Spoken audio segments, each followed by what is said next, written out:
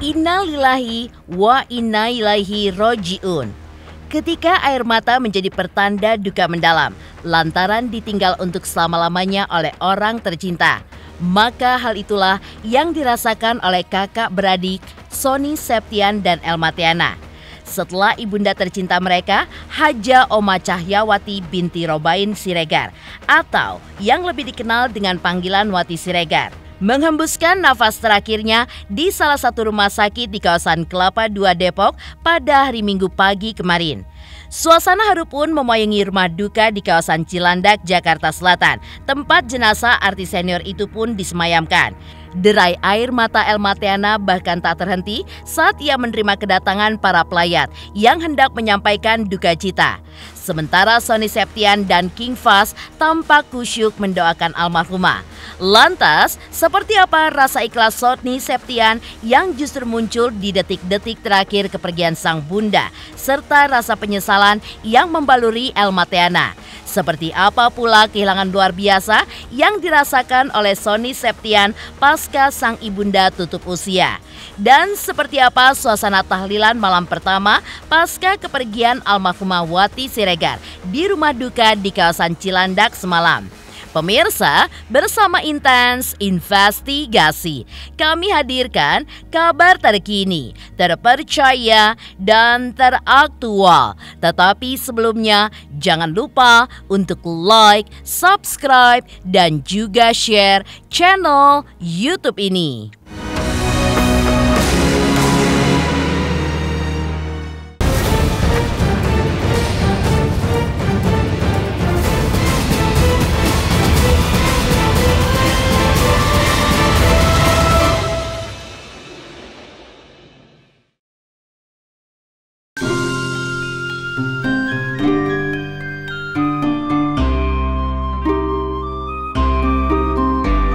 Kabar duka datang dari keluarga Sony Septian dan Elma Theana. Ibunda mereka, Haja Oma Cahyawati binti Robain Siregar, atau yang lebih dikenal dengan panggilan Wati Siregar, meninggal dunia pada hari Minggu kemarin kira-kira pukul 5:07 waktu Indonesia Barat. Almarhumah Wati Siregar merupakan artis lawas yang memulai karir aktingnya pada tahun 1973 dalam film Akhir Sebuah Impian. Almarhumah meninggal dunia di Rumah Sakit Citra Arafi Kelapa II Depok, Jawa Barat setelah beberapa hari menjalani perawatan intensif akibat kanker yang telah diidapnya selama belasan tahun.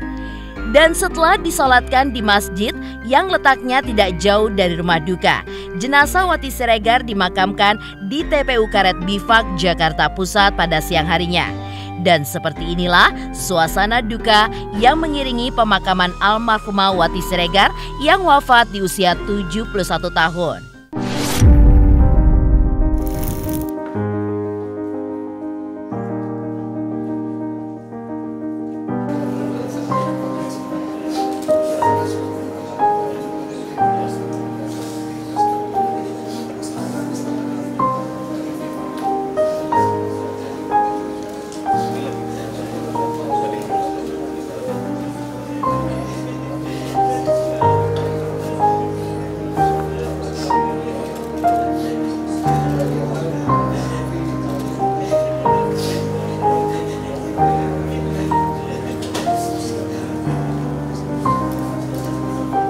Lanjut.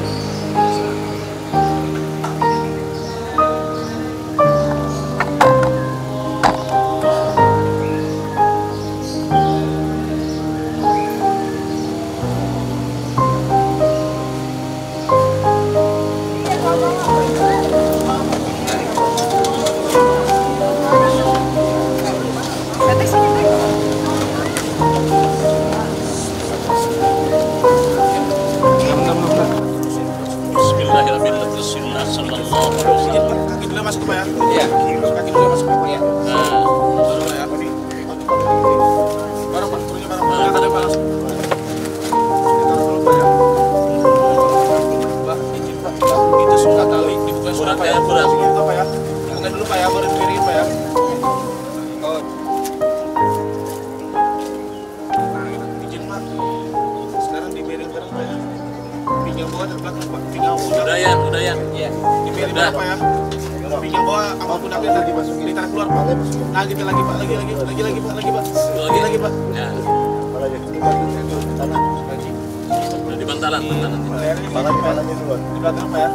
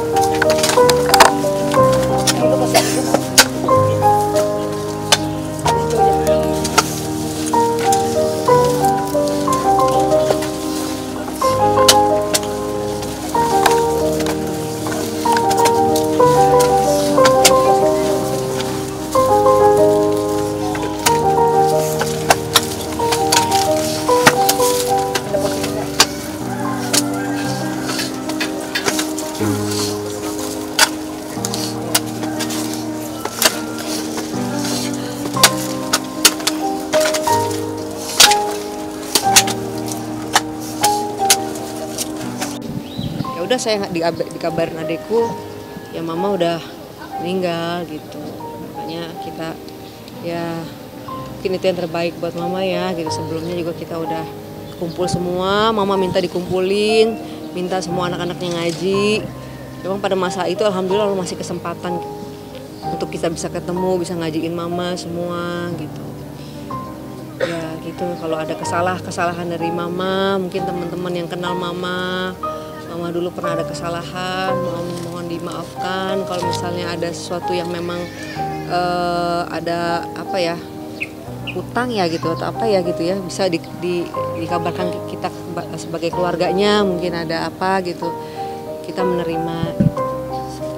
Ya. Doa mama udah husnul khotimah, Allah udah hapus dosa-dosa mama udah gak sakit lagi di kuburan. Doa mama kita, insya Allah kita berkumpul lagi. Kita sebagai anak, mama akan terus mendoakan mama di mana kita sholat ya ma, biar mama selalu didapatkan doa-doa dari anak-anak yang soleh. Jadi mama memang sosok yang masya Allah luar biasa ya gitu, orang yang baik, yang ibaratnya kalau menurut aku tuh tidak, maksudnya kayak nggak ada sama sekali ikut campur urusan yang aneh-aneh tuh nggak, orangnya diam, kayak enak, diajak jalan-jalan ayo. Terus juga di saat sakitnya pun mama itu bukan sosok yang ngerepotin. Jadi mama tuh memang kalau nggak kayak memang masih kuat, diem aja gitu dengan keadaan yang menurut aku itu udah berat banget. Nah ini virus yang di depan, soal kesehatan mama nih virus nomor 1. Jadi yang laporin ke keluarga, dia yang selalu berhubungan dengan dokter, dia yang selalu nomor 1 lah, dia ini yang selalu terdepan lah. Jadi kita tuh mengetahui keadaan mama tuh dari virus, karena virus yang langsung ketemu sama dokternya, ngomong sama, pokoknya luar biasa. Dia ngurusin adikku juga, ngurusin mama juga. Makasih Pak. Nggak apa-apa, ini tanggung jawab virus juga kan Kak. Kan mama orang tua virus juga ya kan. Makasih banget udah bantu mama. Ini tanggung jawab virus juga kan, mama virus juga. Virus kan senang, happy bisa ngurusin semuanya. Sebelum ajal akhirnya menjemput, Sony Septian pun menjelaskan jika sang bunda berjuang melawan kanker yang membekapnya selama 15 tahun belakangan ini. Yang membuat Sony kagum, meski kanker yang menggerogoti tubuh sang bunda memunculkan rasa sakit yang amat sangat, namun almarhumah tidak pernah mengeluh di hadapan anak-anak dan cucu-cucunya. Karena itu pula, Sony pun sempat menjuluki sang Bunda Sakti dan berharap beliau bisa hidup hingga usia 100 tahun. Benarkah karena alasan itu pula, Sony pun akhirnya baru bisa mengikhlaskan kepergian sang bunda justru di detik-detik terakhir sebelum beliau menghembuskan nafas terakhirnya. Hari Jumat itu sebenarnya mama tuh udah gak sadar diri, hampir dipakein alat bantu jantung, hampir dimasukin apa yang buat pernapasan tuh, alat baru itu. Iya, alat apa namanya? oksigen hampir mau dipakein, ventilator. terus kita keluarga udah rembukan mau dipakai ventilator apa enggak, tapi karena mama udah nggak sadarkan diri, terus kayaknya kalau pakai ventilator mama hidup cuma pakai alat bantu aja, karena kita memutuskan enggak gitu. Terus akhirnya aku yang selama ini kayak nggak pernah ikhlas atau nggak pernah nerima mama sakit, dan dalam doa aku selalu pengen mama sembuh panjang umur sampai 100 tahun bahkan aku ngomong. Akhirnya di hari Jumat itu karena mama nggak sadarkan diri, disitulah pertama kalinya aku bilang, Ma, Sony ikhlas, kalau yang terbaik buat mama pergi nggak apa-apa. Mulai hari ini Sony ikhlas kalau itu bisa ngemudahin mama dan bisa ngilangin sakit mama. Semua ngomong kayak gitu satu persatu. 15 tahun. Sekitar 15 tahun. Mama tuh udah 15 tahun sakit kanker. Sempat divonis 2 tahun aja. Tapi alhamdulillah mama bisa ngelewatin semuanya.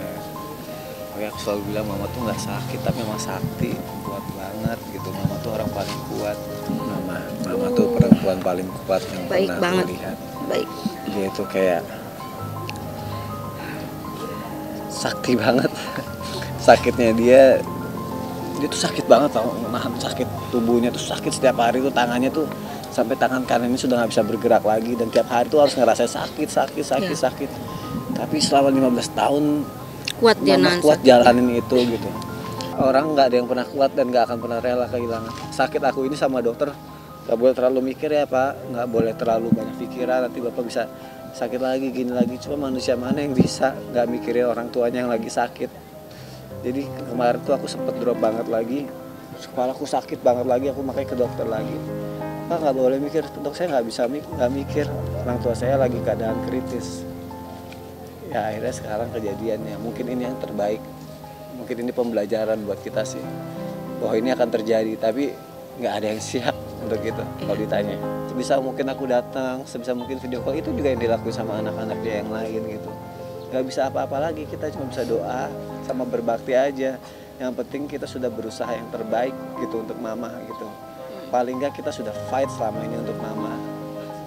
Paling nggak kita nemenin mama sampai hari akhirnya.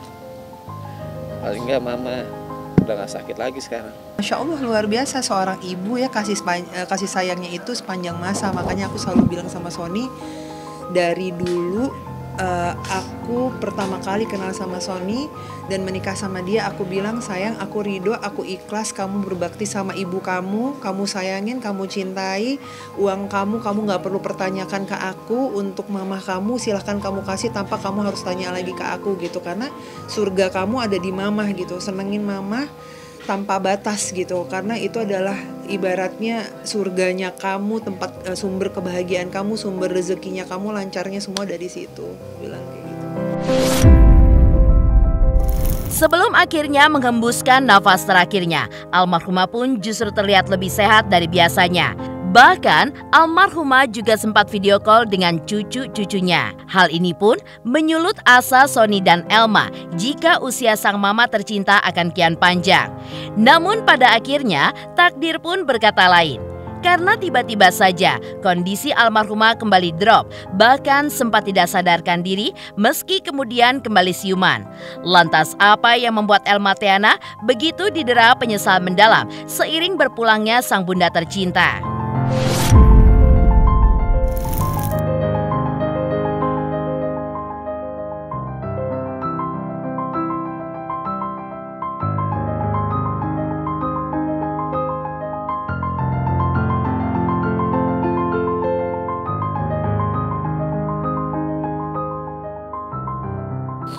Ya nyesel juga sih ya aku tadi malam nggak sempet mampir gitu, tapi jam 2 itu dia udah nggak bisa tidur katanya dari begadang ya, ternyata mama tuh begadang Seharian ya. iya tapi kan mama juga nyuruh Erika sama Ian suruh ke kamar kan, Ya suruh tidur. suruh nggak boleh di sini, suruh istirahat gitu. Jadi mereka di kamar semua gitu, di kamar satu rumah sakit, cuma mama kan di ICU-nya, mereka dirawat inap gitu. Rencana mau siang ini mau ke rumah sakit, pas subuh dikabarin udah nggak ada. Aku satu hal yang paling aku takutin di dunia ini adalah ketika mama aku meninggal. Dan sekarang itu kejadian. Sampai aku pernah bilang, "Ma, aku lagi sakit. Mama aku sakit. Ya Allah, apakah hidup harus sesakit ini?" Aku sempat ngomong gitu sama Allah. Tapi ternyata aku salah gitu. Ya, kita cuma manusia ya yang nggak bisa apa-apa dan nggak tahu apa-apa dan nggak tahu kapan ini semua bisa terjadi. Tapi ini harus dilewatin. Mungkin aku istighfar, aku minta maaf sama Allah. Aku pernah ngomong kayak gitu juga. Tiap mama di ruang perawatan itu kalau sakit itu aku yang nangis. Tanya si Mbak itu selalu aku yang nangis kalau mama tuh di aduh gitu. Nggak tega ngeliat mukanya. Di rumah juga begitu. Kalau mama yang udah meringis kesakitan, aduh mah sakit ya mah, aku tepok-tepok sakit gitu.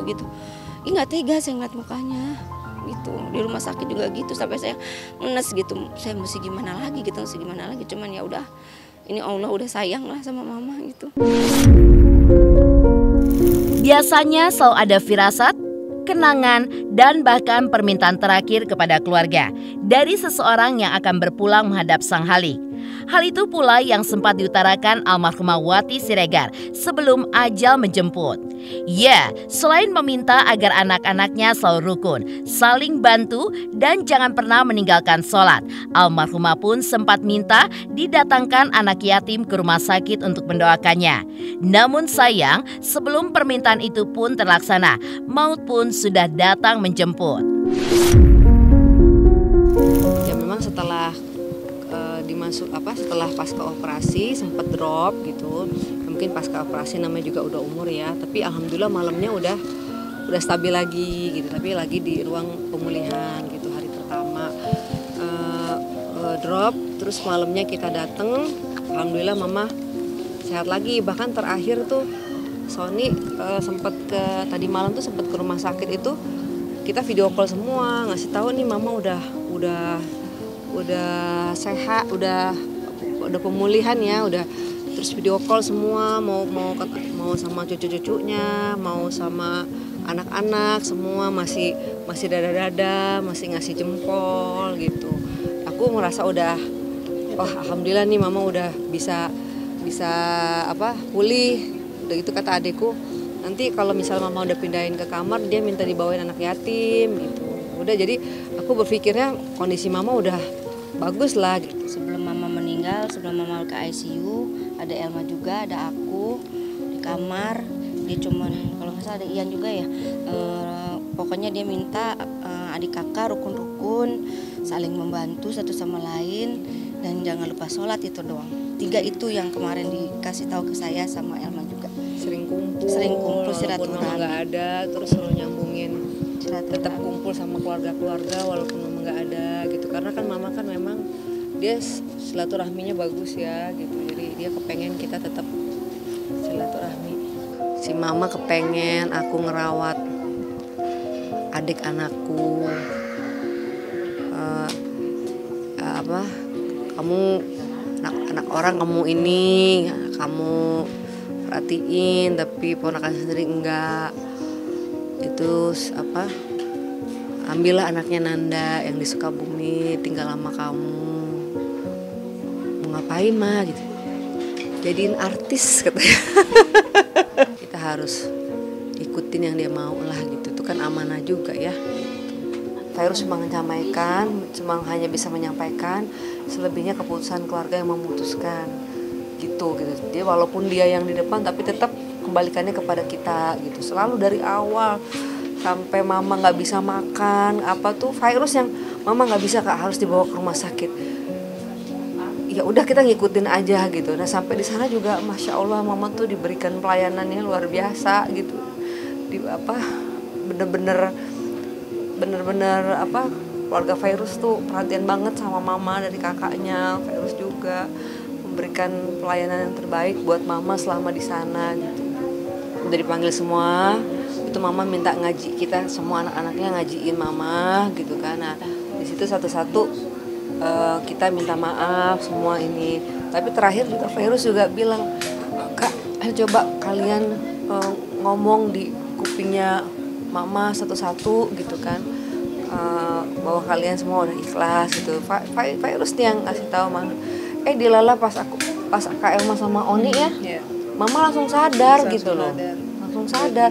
Mama sampai bilang ini di mana gitu Iya, kan? langsung sadar, langsung sehat. Terus langsung naik itu ininya, Tensinya. tensinya langsung naik ya kan. Ya, alhamdulillah kita tuh happy banget gitu. Virus ngajarin coba gimana kalau emang kalian pada ikhlas, sampaikan aja kalau kalian sudah ikhlas. Kalau mama mau bertahan, ya mama harus kuat gitu. Ya alhamdulillah, masya Allah nih virus luar biasa banget. Makanya aku tuh terima kasih banget sama virus ya. Jangan mau ini Luar tuh biasa. menjawab virus. Aku kadang-kadang Pak virus udah mikirin Sony, mikirin juga mama gitu kan. Selalu kalau misalnya kita udah virus aja mah virus aja ya ini ya gitu. Luar biasa banget yang diperhatiin banyak, belum lagi merhatiin anak-anaknya gitu. Belum lagi jemput anak, ngurusin Sony, ngurusin mama, luar biasa. Makanya aku bilang, "Fai, kamu juga jangan sakit-sakit. Kamu juga ini juga jangan sampai kamu sakit lah intinya gitu." Yang jelas terima kasih buat teman-teman semuanya yang sudah ada di sini, selalu support dan perhatian buat mama. Yang jelas saya senang banget hari ini bisa Kak Elma, aku bisa mandiin mama, terus juga bisa semua prosesnya berjalan dengan lancar. Mama meninggalnya dengan cara yang baik, senyum, orang yang baik, banyak yang datengin, yang sholatin juga banyak. Selebihnya saya minta maaf banget kalau seandainya Sony di sini nggak bisa terus berbicara karena dia juga harus menjaga keadaan kesehatannya dia. Dari aku itu aja. Terima kasih ya. Menelisik rasa ikhlas Sony Septian yang justru muncul di detik-detik terakhir kepergian sang bunda tercinta, serta rasa penyesalan yang membaluri Elma Theana. Lantas, seperti apa pula rasa kehilangan luar biasa yang membekap Sony Septian pasca sang bunda tutup usia? Pemirsa Intens Investigasi, jangan lupa saksikan terus Intens Investigasi setiap hari Senin sampai dengan Jumat, tayang 5 kali sehari, dan Sabtu tayang 3 kali sehari, yaitu pada pukul 11 siang, 12 siang, 3 sore, 5 sore, dan 6 sore. Tentunya hanya di YouTube channel. Dan pastikan jangan lupa untuk like, subscribe, share, dan komen channel Intens Investigasi.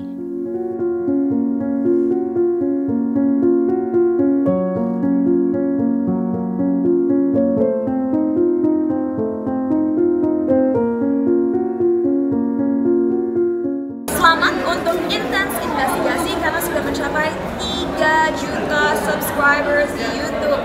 Sukses selalu and all the best.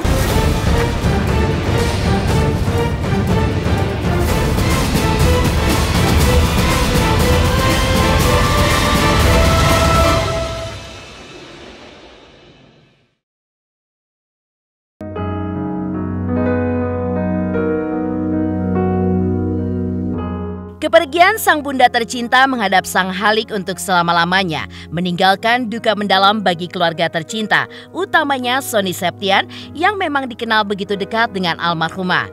Ya, meski mengaku ikhlas, namun Sony pun tidak menampik sempat merasakan kekosongan dalam dirinya sepeninggal sang bunda tercinta.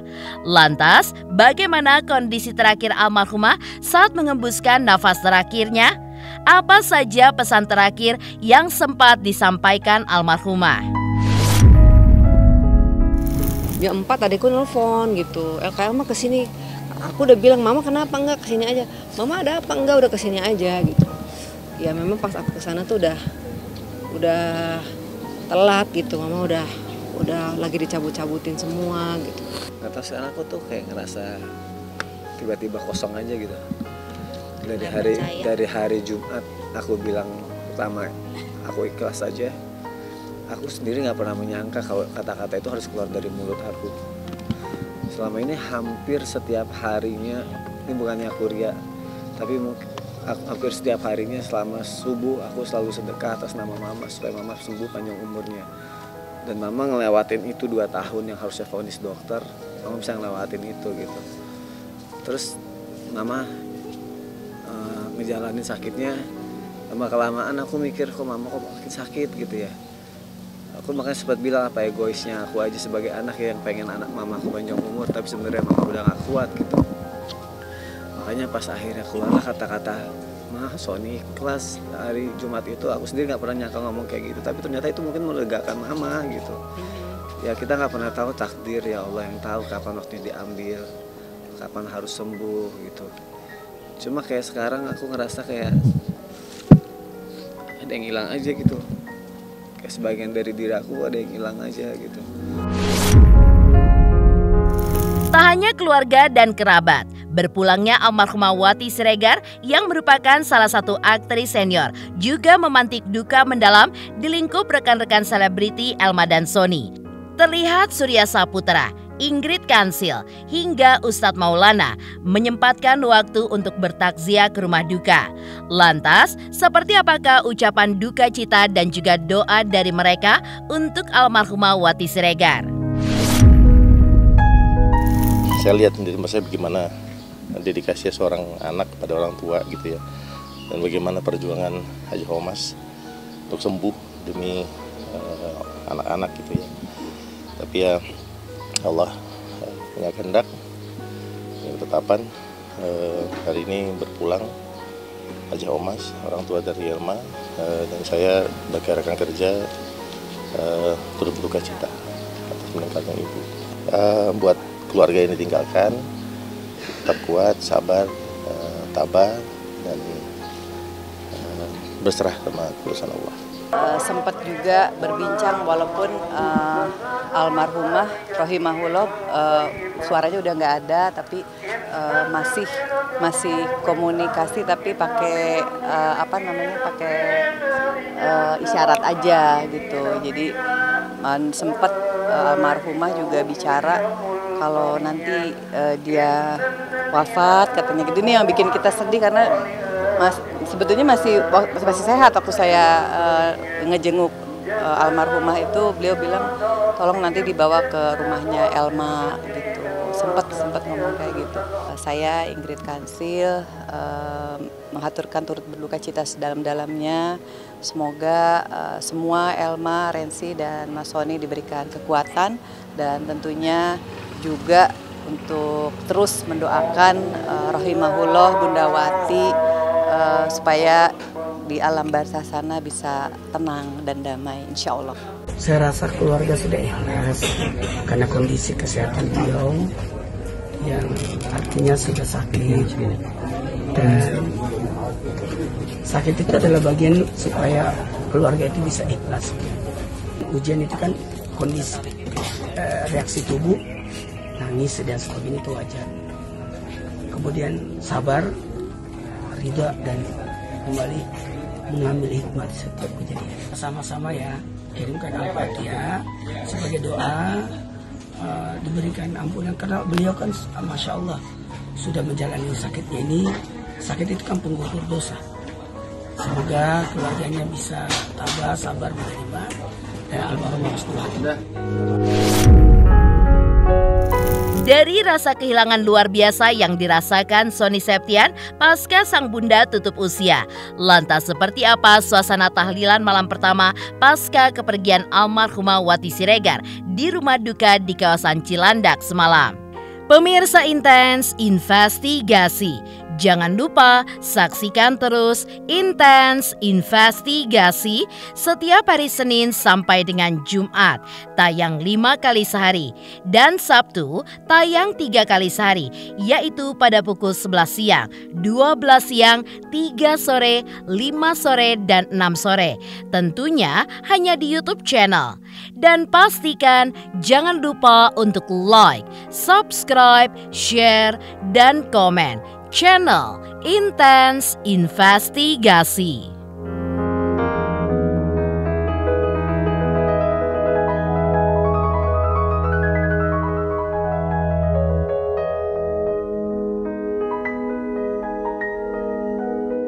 Selamat untuk Intens Investigasi 3 juta subscriber, luar biasa sekali 3 juta.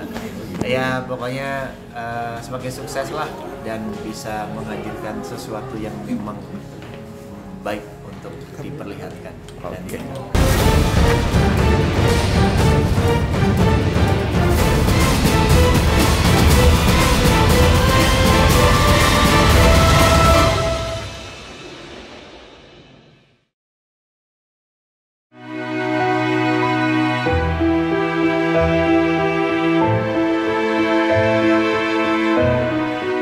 Malam hari pasca pemakaman almarhumah Wati Siregar di rumah duka di kawasan Cilandak, Jakarta Selatan, digelar tahlilan malam pertama. Selain keluarga dan juga kerabat, hadir pula para tetangga dekat. Lantas seperti inilah suasana duka yang masih terus membekap Elma Theana, Sony Septian dan juga keluarga di acara tahlilan semalam.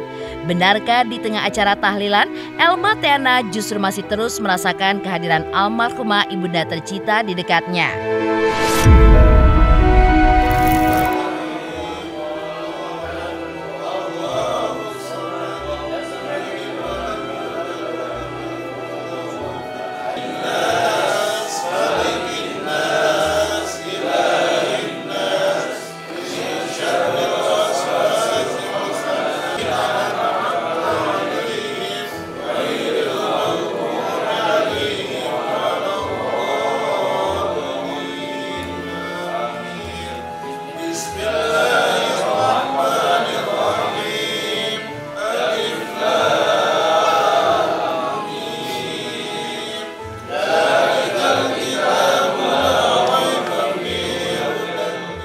Punya momen juga yang belum aku share kemarin. Aku bilang ini, mah di rumah Elma yuk, nanti kita ke Ragunan. Aku bilang gitu, emang ada apa di Ragunan? Ada danau, nanti pasti mama seneng deh gitu. Terus ya udah, aku bawa tuh mama. Ada apa sih sekarang belum aku ini? Dia seneng banget. Nanti minggu depan kita kesini lagi ya gitu. Mama kalau kesini mama kok nggak nyesek, dia bilang gitu. Ya udah mama kesini lagi ya, tapi pulang dulu ya, mama mau beres-beres, mau lihat kucing. Ya kan dia kan memang punya ada kucingnya ya kan, nanti habis 3 hari kesini lagi gitu. Nah baju-bajunya udah disiapin tuh, udah aku jemput terus 3 hari berikutnya gitu kan, udah aku jemput. Begitu aku jemput, bukannya ke rumah aku, malah ke rumah sakit gitu. Si mama kepengen aku ngerawat adik anakku, kamu anak orang, kamu ini kamu perhatiin, tapi ponakan sendiri enggak. Itu ambillah anaknya Nanda yang di Sukabumi, tinggal sama kamu. Mau ngapain mah gitu? Jadiin artis katanya. Jadiin artis biar dia bisa bantu ibunya cari uang. Pesannya gitu. Ya udah pas adikku dateng bawa anaknya, udah aku langsung nggak boleh pulang. Kamu di sini disuruh oma. Kenapa ya bunda? Kamu harus jadi artis. Itu pesanan keinginan oma ya, maksudnya perhatiin Ramzi katanya gitu. Dia sayang banget sama cucunya. 71 tahun.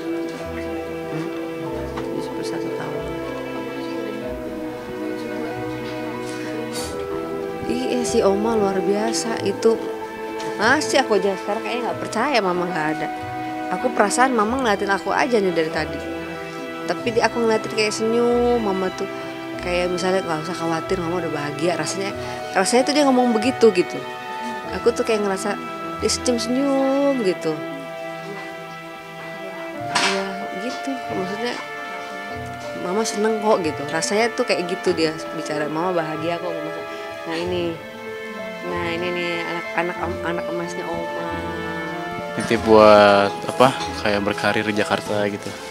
Oma bilang nitip pesen gitu, suruh tinggal sama bunda, tinggal bareng di Jakarta gitu.